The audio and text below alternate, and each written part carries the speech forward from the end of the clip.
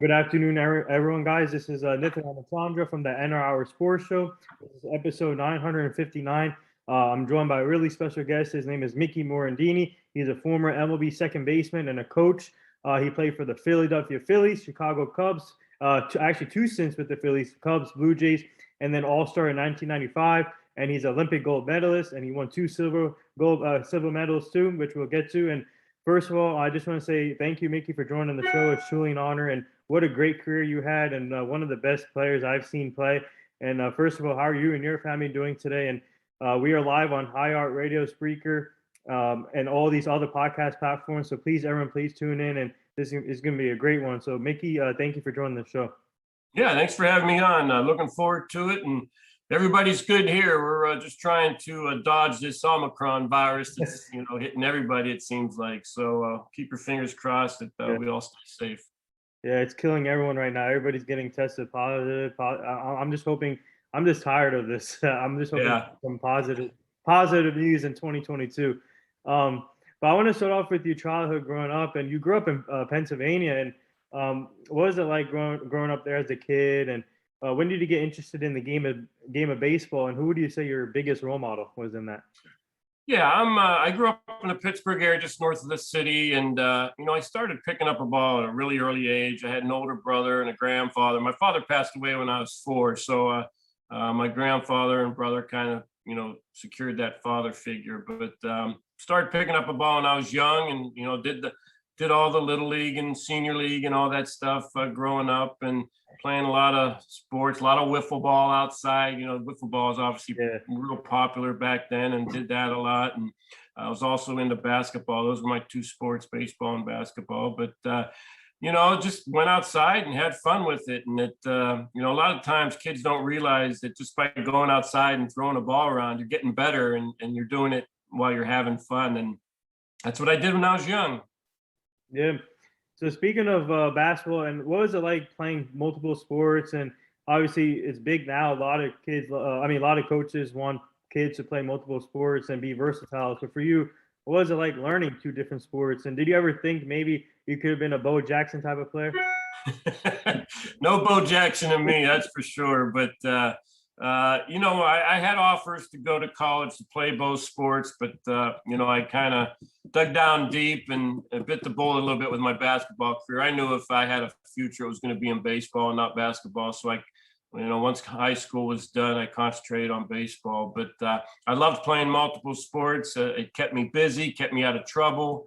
And I agree with what you said. I think it's very important kids today play multiple sports because you get different skill sets from each sport. And I think that's really important. Then when they get to the high school level, kind of figure out which one you're good at, which one you have fun at, and go with that one. But definitely multiple sports was big for me.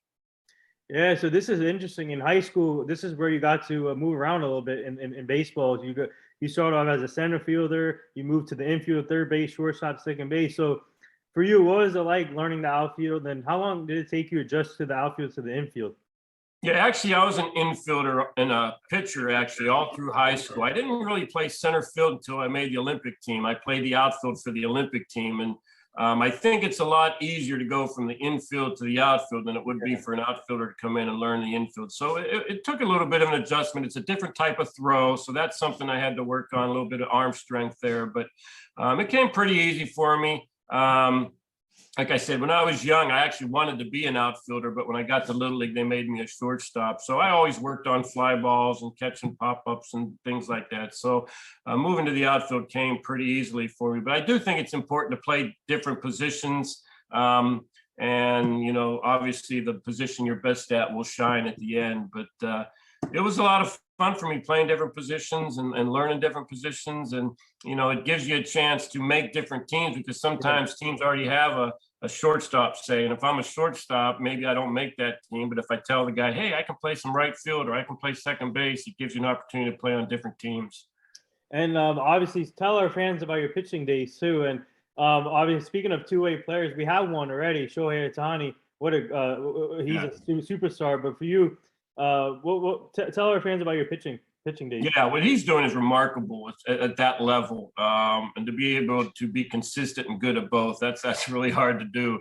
I threw the ball really hard when I was young in Little League and up through Senior League. When I got to high school, I don't know what happened, but I became more of a junk thrower. They used to call me the junk man in high school because I threw a lot of breaking stuff, a lot of change-ups, things like that.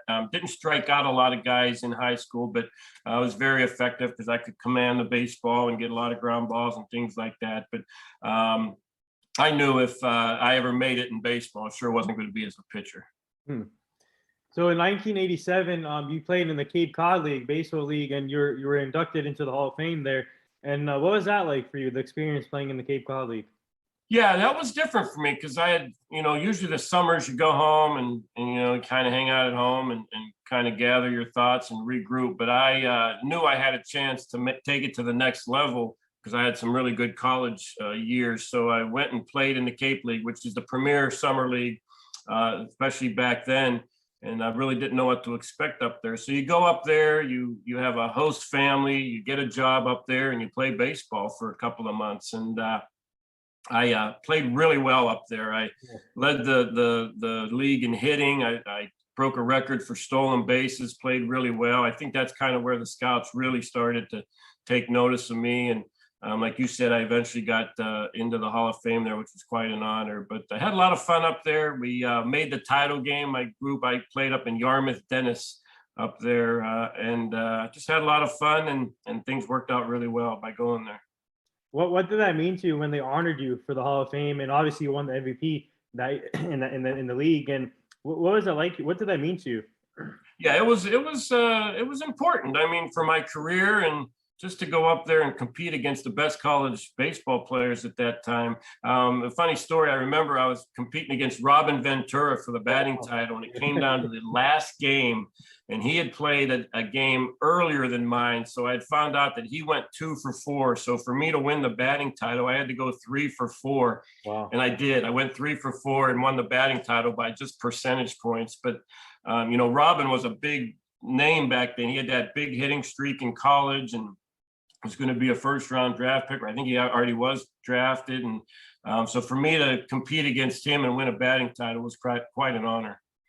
Yeah, so this is a two-part question. And after you played in the Cape Cod League, you had the opportunity to go to the draft, but you declined that year. 1987, you declined, and you decided to go to the U.S. national team, play in the Olympics in South Korea. And how tough was that, declining that year for the draft? But you made a great choice by going to the U.S. national team, though. Yeah, that was probably one of the biggest decisions I had to make in my life at that time. I had gotten drafted by the Pirates, who was my hometown team, the team I grew up watching and rooting for. So I had to make a decision. Do I go start my professional career, which obviously is a dream come true, or do I try and go back to college and try and make the Olympic team? And, it boiled down, the decision was pretty easy. You only get one chance to make the Olympic team as a baseball player. So I decided to go back to school for my senior year. And luckily, everything worked out. I made the Olympic team, and we went on to win a gold medal, as you said. So the choice that I made actually turned out to be great. The Phillies drafted me my senior year. That was the rival team for me back in the days. The Pirates and Phillies had some really good rivalries back in the day. So, but the decision to go back and play for the Olympic team turned out to be a really good one. Yeah. So speaking of Olympics, obviously we saw this past year, Olympics, but in a different circumstance. But for you, what's it like for an athlete just to compete in the Olympics, play with a lot of great talent from different teams, and coming together for one and playing for your United States and wearing that USA across your uniform and going out there competing every day and just experiencing the environment in front of the fans? Yeah, it's the biggest honor you can have is to play for your country. And for me to be one of the top 20 players selected for baseball that year, obviously was quite an honor. But we had a great team. We had Ventura, Tino Martinez, Jim Abbott, Charles Nagy. I think 15 or 16 of the guys that were on that Olympic team made it to the big league. So it was a good squad. And, when you get there and then you do the opening ceremonies and you're hanging out with all these great gymnasts and track runners and basketball players, it kind of hits you then that how awesome it is to play for your country and to play with all these great athletes around the USA. Hey, speaking of inspiring stories and miracle stories and underdog stories, what was it like playing with Jim Abbott, man? This is a great pitcher, and what a story, though. He went to Michigan and I went to Indiana, so we actually competed against each other at college. And obviously, he was a great pitcher back then. And then I think we faced each other a few times in the minor leagues too. But a great story. I knew he was an all-state quarterback, which is amazing to me, and the things he could do on the mound. With his glove, getting it in and off, out of the hand and into his right hand and things like that. It was truly amazing. He had a great career in the big leagues, and he was a great guy, great teammate, fierce competitor, and I thoroughly enjoyed playing with Jim. It was a lot of fun. So, tell us about your experience there with the teammates in South Korea. What was it like with the language barrier, the food, and what was the first thing you guys did once you won gold medal? Well, once you get over there, it's pretty limited to what you can do. I mean, they have restrictions on you got to be in the village at certain times. You can't stray away and things like that. So we were focused on winning once we got there, and the food was fine. And I don't think, if I remember, they had American food over there, so the food wasn't an issue. And but we were just so focused on winning. We had toured the United States before we went over there, and then we went to Japan for a few weeks, and even Italy for a couple of weeks before we went over to Seoul, Korea. So it was a fantastic experience, and I may never get to those countries again. So for me to get to those three countries was pretty awesome when you're a college student traveling the world. And what was the first thing you did when you guys won the gold medal? Just went nuts. I mean, we grabbed the American flag and kind of, ran around the ballpark a little bit. And I know a lot of the players there, their families were there. So, but the biggest thing we had was being able to stand on that stage when they played the anthem and know that we won that gold medal for our country. That was pretty awesome. Wow. Yeah, obviously now you get drafted by the Phillies. And what was it like waiting for your name to be called and being with your family and obviously realizing that you made your dream and you're finally in the major? So what was that like for you getting drafted by the Phillies? That was nerve-wracking back then because they did it differently back then. They would announce the first round draft picks immediately, but if you were taken anywhere after that, it could take up to a week before they called you and told you were drafted. So, the draft is over with and you haven't heard anything and finally you get the call. So a sign of relief there when you get that call. But I was excited. I just wanted to go play professional baseball. When the Phillies called me and said they took me in the 5th round, and they were excited to get going on me being a Philadelphia Philly. I was pretty excited. And once again, you just don't know how you stack up with players that you're going to compete against. And I was pretty fortunate when I did come into spring training. I played well. I got a lot of confidence, and then I started my minor league career and got off to a really good start. So that was big for me.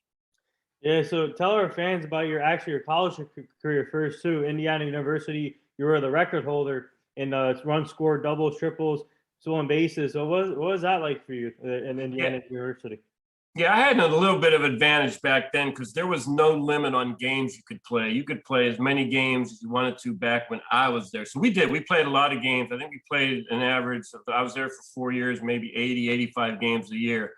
They don't play nearly that number of games now. So I had the advantage. I still hold a lot of records there, but I just had a great college career. I was very confident. I had great teammates. I had a great coach, and everything just kind of clicked when I went to college. But it's fun, when you go to a big school like that and you have some records, you can look back and on your career. I still keep in touch with all my college buddies because they have an Indiana baseball reunion that they have in October, and we all go back there for a long weekend, play some golf, and kind of reminisce about the days of playing baseball there. Nice.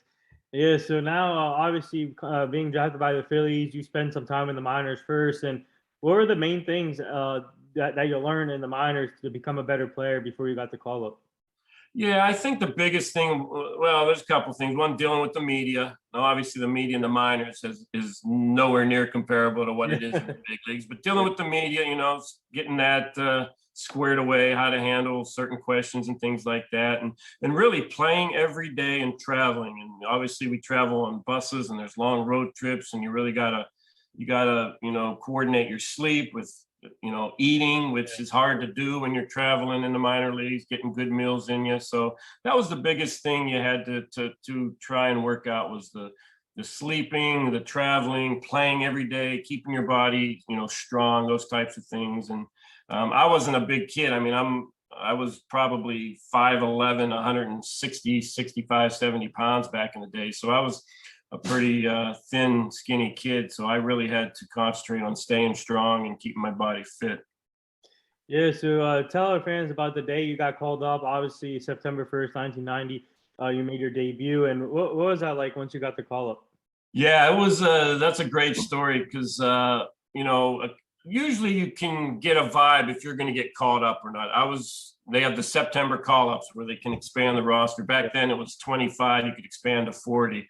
And the rumor was I was not going to get called up. So we had a couple games left in AAA, and I was planning on going home and, taking a break and gathering, getting my body right again and getting my mind right, taking a break. But the manager called me in right after batting practice that day. And I'm like, why is he calling me in? We only have a couple games left. So he sits me down and he goes, the Phillies just traded Tommy Herr. You're going to the big leagues. They have a doubleheader tonight and you're starting the second game. So I go from playing in a AAA game to now I'm going to get, my first big league at bat and first big league game. So I gather everything up, drive to Philly. It's about a 2-hour drive. I get there and the first game was already underway. So clubhouse guy gives me my uniform. They give me number 12. I go down in the dugout and say hi to everybody. And I get to pinch hit in the 7th inning. So I come up for my first big league at bat. The crowd kind of, I was a pretty popular minor league player there. So the crowd was, clapping for me. And I had a good at bat. It was off of Eric Shaw. And I worked the count to full and hit a ball pretty hard to Fred Lynn in left field. He was winding down his career with the Padres. So I was pretty happy. I didn't want to strike out, obviously, my first at bat. So I put the ball in play. I was pretty happy. But the game went extra innings. So I come up in the 10th inning, I believe it was. And right-handed pitcher by the name of Greg Harris was on the mound. And first pitch fastball, I hit a base hit to right field for my first big league hit. Next batter came up and bunted me over, and then John Kruk came up and singled me home. So I went from playing in a AAA game to now I get my first big league hit, score my first big league run that wins the game. And so it was pretty awesome. That was a lot of fun. Hey, but you guys had a talented roster that year. And speaking of fans, man, you were a fan favorite throughout your career. And what was that like for you? Because the pressure cities are New York, Philly. You got they expect you guys to win quickly. So for you, what was it like just to get the fans behind you quickly when you got called up? And yeah, absolutely. The fans here expect to perform a certain way. They expect winning baseball, and but the bottom line, I really think it's fans just want you to play the game the right way. And if you play the game the right way, you hustle. You play smart baseball. You don't make mental mistakes. The fans are going to get behind you and they're going to pull for you no matter what. And that's kind of what I did. I wasn't the fastest. I wasn't the strongest. Didn't have the strongest arm, but I played the game the right way. I played hard and did things the right way. And the fans really kind of take to that. And really to this day, and Harry Carey, how he said my name really played a big part in it, because he would draw my name out real long and the fans really get behind me. And to this day, I still, when I go out to eat or I'm in downtown Philly, they'll try and say my name like Harry the K did. So it's been great here. I love Philadelphia. I love the city. I love the fans, and wouldn't have it any other way. hey, Harry Carey, man, he's a legend, legend play-by-play guy, broadcaster. Absolutely. Yeah. So I want to ask you about the roster you had, because you played with Charlie Hayes, you played with Lenny Dykstra, a lot of great players. Obviously, you just mentioned Kruk. So for you, what was it like playing with players like that? Yeah, my first couple of years there, we really weren't very good. It wasn't until '93 that we went out and got Jim Eisenreich and Milt Thompson and Danny Jackson and Mariano Duncan and Pete Incaviglia and those types of guys, good, solid veteran players, where we really turned it around in '93. Now, every major publication in the United States had us coming in last place that year, but something clicked. We bonded really well, and a lot of guys had career years that year, and we were in first place that entire season in '93, all but one day. So, when we started out 8-1, and the fans all of a sudden they take notice, they start coming out. Vet Stadium holds 50-some thousand people, so by All-Star break, we were getting sellout crowds and playing in front of big crowds, and just like I said, everything clicked, and we played really well. We stayed pretty healthy, and we made a run to the World Series. Yeah. So before we get to the World Series thing, I want to ask you about you had you had a triple play September 22nd, 1982 against your hometown team, Pittsburgh Pirates, and you played against Barry Bonds that game. And what was that like to play? And how tough is it to turn a triple play like that?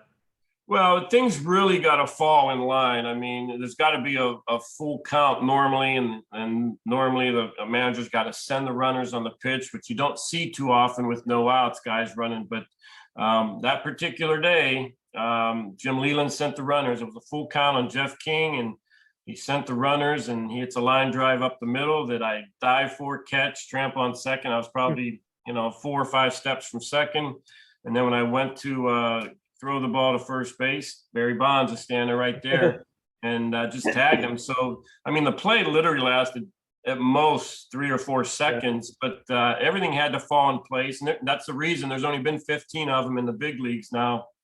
I was the first second baseman to do it in the regular season, and the 9th player to do it overall. So it was pretty awesome. At the time, I didn't know the importance of it, because I didn't know there had only been 8 previous ones. So, but all the reporters came up to me after the game and told me the importance of it. I was the 9th player to do it. So it was pretty cool. And now I have a jersey and a base and a couple of things at the Hall of Fame that they display every so often. So that's pretty awesome. Well, that's a great story right there. And speaking of the World Series, you guys made an appearance in 1920 with the World Series, and for you, 1993, you got to bat leadoff that game. So what was it like for you, the World Series experience and batting leadoff?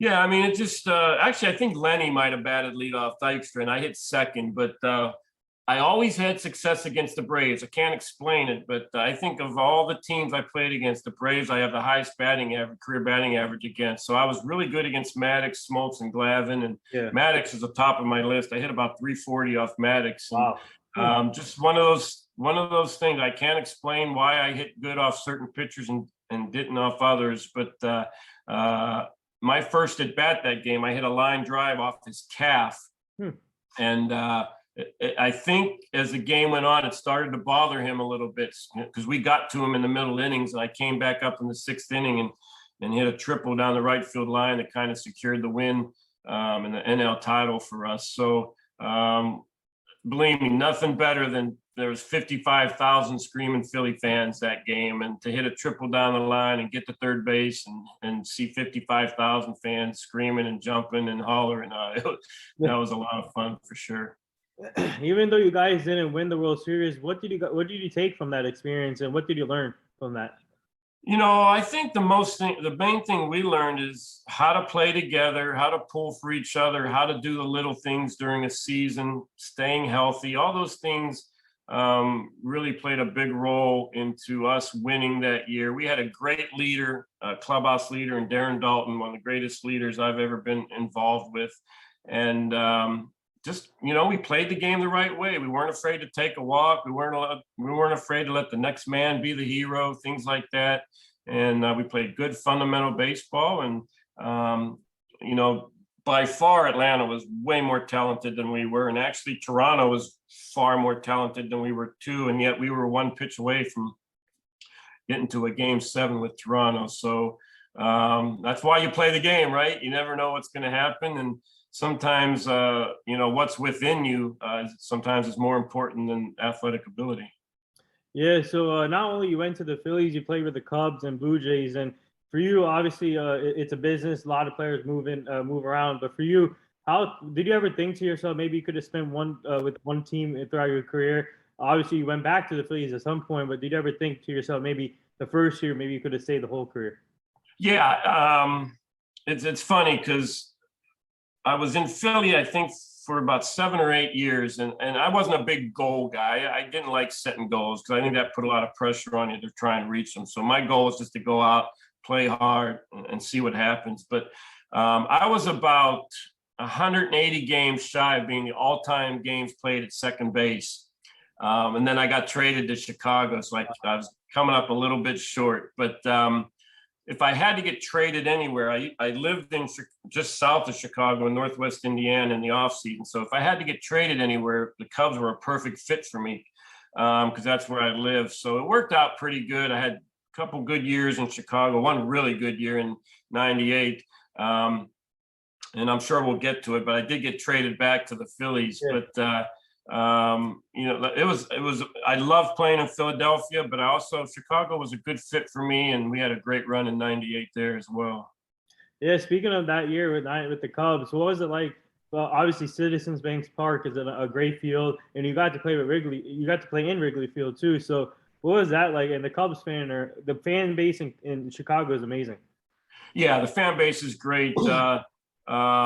It's a different fan base than Philadelphia. Philadelphia, they take their baseball really seriously here. And I'm not saying the Cubs fans don't, but when you come to a Wrigley game, it's not always about winning, but it's about the atmosphere and, going to the bars before and after the game and things like that, hanging out in the bleachers. But I loved playing in Chicago. I loved playing day games. It was a lot of fun. The organization was great to me. And I had some really good players on that team, Mark Grace and Kerry Wood and Rod Beck and obviously Sammy Sosa, Lance Johnson. We had a really good team that year. And we just, when we made the playoffs, we ran into that Braves team once again, with Glavin Smoltz and the gang. And they were obviously a little more talented than we were. But it was a heck of a run in Chicago. And they hadn't been to the playoffs, I think, since maybe '84 when they had the World Series run. So the Chicago fans were really excited. Yeah, and during your Cubs career, you were on the MVP ballot with tying Javi Lopez 24th in the voting. What was that like just to be mentioned in the MVP voting? Yeah, like I said, I had a career year that year. I had, I think, 6 or 7 categories where I had career highs, and I really attributed it to hitting in front of Mark Grace and Sammy Sosa because, they wanted to get me and Lance Johnson out because they did not want to face Gracie and Sammy with guys on base. So I saw a lot of fastballs that year, and I was a good fastball hitter. And just had a great year. I had a great defensive year. I only made 5 errors all year. Thought I had a chance to win the Gold Glove, but it didn't work out that way. But it was fun. I love playing Chicago. Nothing's better than winning baseball in Wrigley Field, that's for sure. Yeah, so obviously you got to play with Charlie Hayes, John Kruk, and great teammates there. So what was it like playing with truly the best hitter, Sammy Sosa? It was that year was incredible. The battle that he had with McGuire for the home runs. Sammy hits the 20 homers in June, and then it gets to August, and then McGuire and Sammy just going back and forth. Home run after home run after home run, and McGuire finally pulled away the last week. But what Sammy did that year, I think he hit 66 homers and drove in like 130, 140 runs. It was truly amazing. What did you learn? Obviously, what did you learn from him? Hitting wise, and what do you learn from as a player and seeing him go about his business on the field and off the field? What I really liked about Sammy is he really had a love for the game and enjoyed playing the game. He had fun playing the game. Sometimes I think I took the game a little too seriously, but he had fun. He loved, when he run out the first inning would, run across right field there and salute the bleacher fans. And after every home run, he'd jump in the air and flip the bat. He just had a real joy for playing the game and succeeding. And that's something I really appreciated. Because like I said, I kind of took the game. Sometimes I look back at my career. I wish I'd have had a little bit more fun like he did. I took the game real serious. Yeah. So now you go back to the Phillies, but you end your career with Toronto Blue Jays. And what another great organization to play for, great fan base there. And they have a great ballpark. And you got to play with players with Carlos Delgado, Homer Bush. Speaking of Homer Bush, I'll tell you a funny story. Actually, Homer Bush was my second interview when I started the show. Okay. Yeah, he's awesome. And also, I had Shannon Stewart on the show last year. Yeah. Shannon Stewart. So what was it like your Blue Jays career and playing in front of those fans? Yeah, I was there for a short time, just a couple of months, really. I actually went to spring training with them in '01 after I got traded over there, but had some rotator cuff issues and kind of ended my career. But great team. Now, I got traded over there. They were in a playoff hunt. Jim Fregosi was the manager, which was really good because he was my manager for my first 5 or 6 years here in Philly. So he really, we connected real well here in Philly. So I loved playing for him. But yeah, you're right, Delgado and David Wells was there at the time, and there were just a bunch of great players. That was really early in the careers of Halladay and Carpenter. Yeah. So I had a lot of fun. Great atmosphere there. Blue Jays, they love their, or the fans there love their Blue Jays. And I wasn't a big dome guy. I didn't love playing in the dome, but that was a neat little park there. And like I said, it could get really loud if you have a good team there. So we enjoyed our time up there. It's a beautiful city, great city, clean city. And, like I said, I was there for a short time, but really enjoyed my time there. Speaking of the late Roy Halladay, and it's just devastating to see what happened to him, and rest in peace, Roy Halladay. And for you, obviously you got to see his early years, and how funny is it that he got to play for the Phillies and you got to play for the Phillies and you played for the Blue Jays too? Yeah, when I was with him in Toronto, that was the years where he was having he had great stuff, but he was having the command issues, was having really a lot of trouble throwing strikes. So he was kind of up and down a little bit that year, but man, he figured it out, and obviously one of the most dominating pitchers of our time.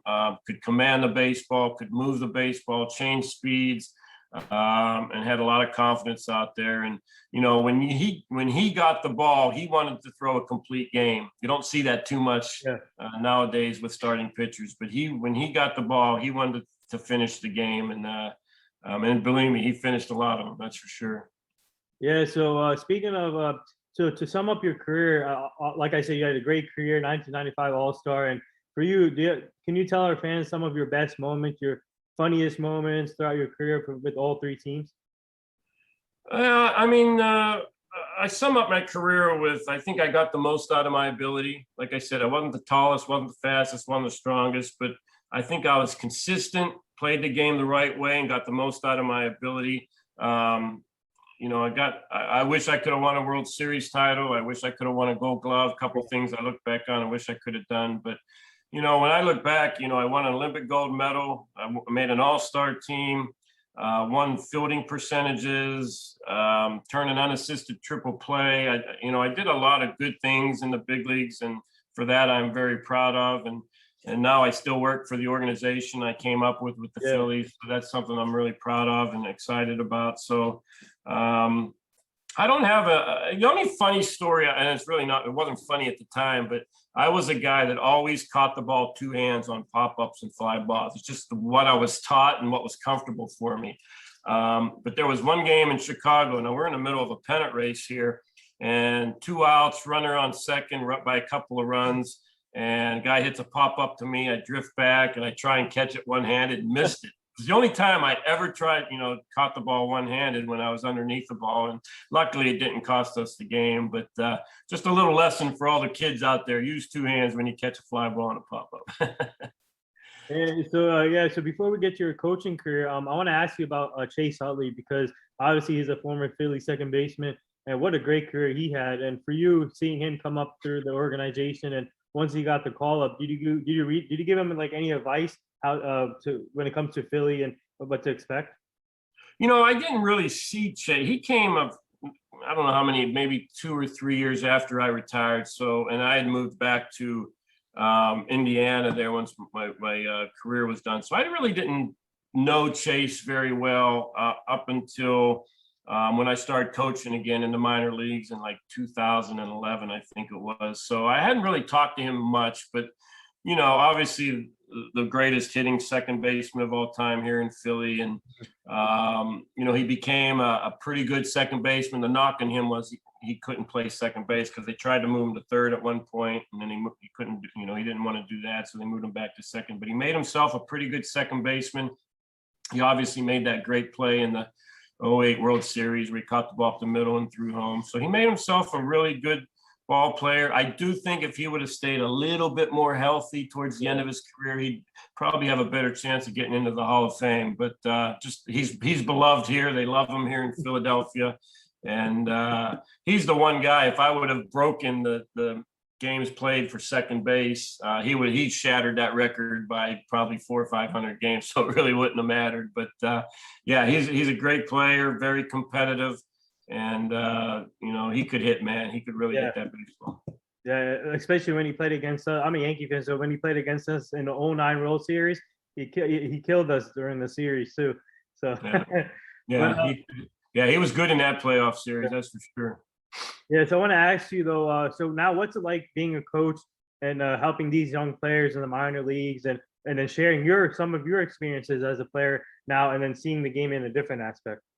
Yeah, it's obviously different as a player and as a coach, but I coached in the minor leagues for 5 years, and then I coached in the big leagues for 2 in 16 and 17.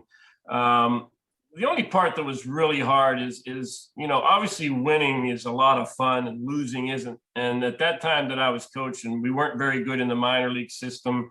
And when I got to the big leagues, those were 2 of our down years in the big leagues. So from a winning aspect, it wasn't a lot of fun because we were losing a lot of ball games. But I thoroughly enjoyed coaching. I loved what made it good for me is when I would coach a young player in the minor leagues and he'd finally make it to the big leagues. And I felt like I had a part in getting him there. So, like the Maikel Francos and the Aaron Altiers and those types of players. So I loved coaching. I wish I could have done it longer. It didn't work out, but like I said, I'm the ambassador of the Phillies now, and it's a great gig, and I love it. And but I wish I could have been on the winning side of a team in the big leagues, because obviously when you win, it's a lot of fun to coach. Yeah, but speaking of coaching, some of your former teammates, they're still managers. Chris Woodward, Dave Martinez. You got Scott Service managing the Mariners. Does it give you an itch? Maybe one day you can be a manager someday. Yeah, and that was my goal, to be a manager when I started coaching. It didn't work out here in Philadelphia for whatever reason, but I've been out of the game coaching wise now for almost, I think it's going on 4 or 5 years now. So I think to get back into it, one thing you have to know people, and the one thing in today's game is a lot of the people, GMs are young. You don't see a lot of old school, other than maybe La Russa and a few guys. You don't see those old school coaches anymore. Yeah. And obviously, the game has changed with the analytics now, and I'm not a big analytics guy at the time. So we'll see what happens. But I am very happy with my role here in Philadelphia now, and hopefully I can do this for a long time. Yeah, speaking of Tony La Russa, and what's it like seeing these old school managers coming back into the game, like Buck Showalter now, and obviously Tony La Russa last year? Yeah, I like it. I'm hoping they bring back old school baseball, to be honest with you. The bunting, the hit and running, eliminate the shifts a little bit, a little more of old school where we're trying to manufacture runs and things like that, letting your starting pitcher go a little more than 4 or 5 innings, let them get a little deeper into the ballgame, those types of things. So I'm excited about getting some of these old school managers back. I think it's going to be good for the game. Yeah, so speaking of, obviously you're close with the Phillies now and you're the ambassador, and what do you like about this team? And obviously they're young, still developing. Obviously you got a star in Bryce Harper that surrounds him, and obviously Joe Girardi, what a heck of a manager. I loved him in New York, and he's doing a great job at Phillies now. So what do you like about this young team, and what do you think, how far can they go with Bryce Harper and the rest of the team they have? Yeah, well, first off, we're in a really tough division right now with the Mets, the Braves, who just won the title. The Marlins have really made some strides. They're going to be pretty good this year, and the Nationals are always tough. So we're in a really tough division, but we need a few pieces. We need another big bat in the lineup. We need a center fielder. I think we still need some starting pitching depth, although our starters are pretty good from 1 to 5, and we need a bullpen. We have blown over 30 saves the last 2 years. So that's something that we really need to improve on. And we need a couple of bench bats. So we need some pieces, but I know they were in talks with Schwarber right before, things happened. So hopefully we can get something done with him and get another big bat in the middle of that lineup to protect Bryce a little bit. Yeah, so I love watching you guys play, and especially Bryce Harper. This guy brings electrifying. Especially in Philly, man. I'm sure you guys get like sold out tickets every year because of him. Yeah, I mean, we've always drawn very well here. Now, obviously, with COVID, we've taken a little bit of a hit. You know, a lot of people are hesitant to come out to the ballpark, but Bryce has been great here. Obviously, an MVP this year, and the fans love him. He plays hard. He plays the game the right way, and he just wants to win. And hopefully, we can get a few more pieces around him here and compete for another World Championship here in 2022. Yeah. So for you, what's it like sharing your stories and your career on these platforms like these shows? And I saw your interview with our friend Matt and Anthony, so that they're Philly, all Philly sports. But what's it like sharing your stories on these platforms now? It's fun for me. I've done a lot of podcasts, especially with COVID. I mean, Yeah. a lot of people have gone to a lot of people do podcasts now. So it's been fun for me to, talk about my career, talk about the Phillies. And hopefully I can continue to do that. Hopefully I'm interesting and people enjoy my stories and how I got to the big leagues and how I competed in the big leagues and things like that. But love talking sports, love talking Phillies baseball, and hopefully we can continue to do that here in the near future. We have to get you on the Brett Boone podcast now. Brett. Yeah, I haven't talked to Brett in a long time. He does a great podcast too. Yeah, I obviously know his father, Bob, who I've done some things with. And so, yeah, I competed against Brett for a number of years, especially when he was in Cincinnati there. Yeah, he was a great player, great competitor, great defensive player. And he was a lot of fun to play against. Yeah, so tell our fans about Philly sports in general. Obviously, you got the Phillies, you got the Flyers, you got the Sixers, you got the Eagles. You can go on and on. So, speak of the Philly fan base, and they can go crazy, especially when the Eagles won the Super Bowl. They went crazy in the streets. So, but for you, what's it like just playing in the city of Philly? Yeah, I mean, first and foremost, it's a football town for the most part. They love their Eagles here. Eagles are number one, but the fans are great here.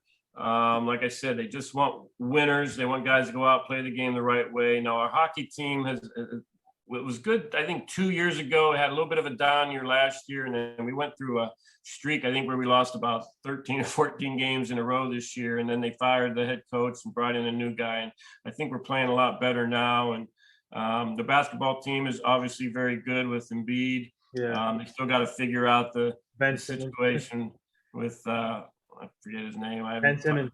Yeah, Ben Simmons. I haven't talked. It's been very quiet around here about Ben Simmons recently, so they haven't been much talk about him. But the Sixers have been good for a number of years now, and the Phillies. We compete. We've been in a position to make the playoffs the last 3 years, and we've been real close. And then obviously the Eagles are in the playoffs again this year. So.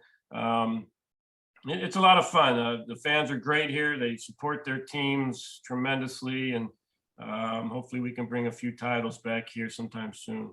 Yeah, I can't. When I go to Philly, I can't wear my Cowboy stuff. They're gonna trash. No, you're in trouble if you do that here. That's for sure. Yeah. I see your dog in the background. What's a scouting report on your dog? Yeah, that's my boy Stanley. He gets all the loving around here, but he's a golden retriever. He just turned 5. Awesome dog. We enjoy him a lot. He has gotten more toys than all my 3 boys combined throughout their lifetime. So, but he's a lot of fun. He's a great dog. Does your kids play baseball too or no? They all played through high school. Now they're all out of the house now. I have one. My youngest is going to UCLA. Oh, nice. But they all played through high school and loved playing. Just they didn't want to continue much further than that. They got other goals in mind, so that's fine with me. Whatever which them happy. Yeah. So before we get to the last 2 things, I want to ask you which second baseman now in the league you like to watch, and which second baseman reminds you of yourself a little bit? Oh, that's a really good question. I was a big Altuve fan until they started cheating out there in Houston. But he's probably he plays the game hard. He's a little bit smaller than me height-wise, but stature's about the same. Now, he's got a lot more power than I did. I didn't hit a lot of home runs. He can pop out 20, 25 every year. But, I think someone like that plays great defense and, puts the ball in play and makes things happen. So Altuve's, probably one on the top of my list. Also, what are you most looking forward to the Phillies infield coming up in the minor leagues? What What can Philly fans expect for the infield coming up for the few years? Well, we have a shortstop. What I think his name's Straub. That they may bring up for third base or shortstop. So he's our one infielder that's probably almost big league ready. So I'm looking forward to seeing him. He's got some pop, big kid, left-handed hitter. He went out to the Arizona Fall League here and really dominated, played really well. So I'm really looking forward to him getting up here sometime soon. But for the most part, our infield's set this year. We have Hoskins, Segura, Didi, and Bohm at third base. If it stays the way it looks like it's going to stay. So our infield is pretty set. So we just need a couple outfield pieces. We got JT catching, which is nice. So we'll see what happens. I miss Didi in New York. he brought so much energy to the Yankees. He had a great year 2 years ago here, played really well. Last year wasn't one of his better years, but hopefully, he's done some things in the off season and he'll be ready to go next year and give us a good year. Yeah. So the last two things here before I let you go, our team is part of this foundation. It's called the Hugh Jackson Foundation. He's a former NFL coach. He's now the head coach for Grambling State. We're trying to help him prevent human trafficking, making sure the community stays safe, the kids stay safe. So we'll send you the foundation so you can go check it out. Okay. Sounds great. And the last thing here, would you like to say anything to all the nurses, doctors, and all the essential workers right now? Yeah, just, we thought this thing was going to come to an end sometime before it has. So it seems to be getting worse here. So thanks for everything you're doing. Hopefully everybody's getting vaccinated and staying safe. And hopefully we can keep all our workers safe and healthy and get through this thing. If we can get through this thing, I think in the next few months, hopefully as it starts to warm up again, maybe we can get rid of this thing, or at least keep it to a point where people can live their lives more normal than what we're doing right now. That's for sure. Yeah. So well said there. And that wraps up episode 959 with former MLB second baseman and coach Micky Morandini. Now he's an ambassador for the Philadelphia Phillies. Obviously, his resume speaks for itself. All-star, gold medalist, 2 silver medals. He's played for the Phillies, Cubs, and Blue Jays. What a great career, man! Great person on the field, off the field. Thank you for joining the show. It's truly an honor. I learned a lot today from the story, and keep up the great work. Good luck this year, and we would love to have you back on the show at some point down the line so you can meet the full team. But man, this has been awesome, and thank you again. And you and your family stay safe. Thank you. I appreciate you having me on. It's been fun, and yeah, we'll try and do this again somewhere down the road here. Yeah, thank you. All right, take care. Yep.